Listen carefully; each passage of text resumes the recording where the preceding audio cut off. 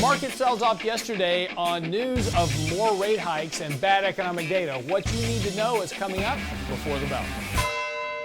Yesterday morning, stocks sold off as James Bullard came out and said, basically, rates have to keep going up here. The Fed is not going to back off the rate hiking campaign. That was reaffirmed by Loretta Meister yesterday as well, talking about rates need to go above 5% in order to ensure that the inflation monster has been beat. Unfortunately, what the Fed's not paying attention to is that likely we've already beaten the inflation game, because over the last 3 months, inflation is running at about the Fed's target 2% rate. So is the Fed going too far on rate hikes? Will they cause a much bigger economic downturn than what's currently expected? Well, the retail sales data yesterday certainly suggests so, down 1.1%. Manufacturing data now suggesting the economy is already in a manufacturing recession. Services haven't caught up yet, but the recent ISM Services Index already in contraction territory as well. That's below 50. So certainly suggests the economy is headed towards a much softer environment than maybe even the Fed is expecting here over the next several months. So again, this is something the market's going to have to try to price in. Yesterday, markets did sell off. Now, this was interesting yesterday because the story previously has been bad news is good news for stocks, because bad economic news means the Fed's going to have to pivot. Well, yesterday, the Fed says we ain't pivoting, and we got bad economic news. So yesterday, bad economic news was bad. Markets sold off back to the 50-day moving average yesterday.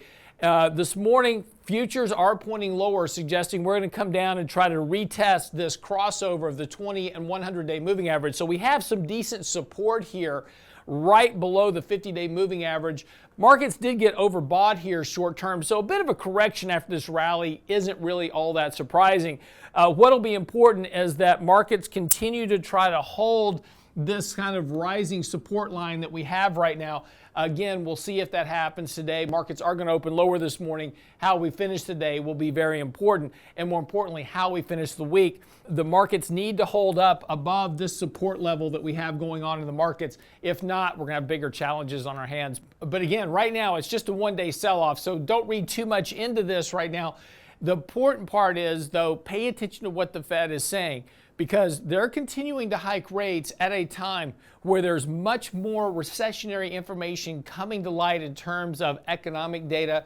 Earnings data is coming in weaker than expected already, and we're seeing a lot of companies starting to talk about inflation eating into profit margin and earnings growth. And if you start talking about a real recession later this year, that means earnings have to come down more as we get further into the year.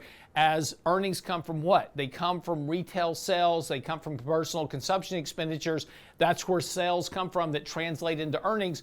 If those sales decline, earnings have to decline also. That also suggests that markets aren't priced for that just yet, and we may have further downside markets this year.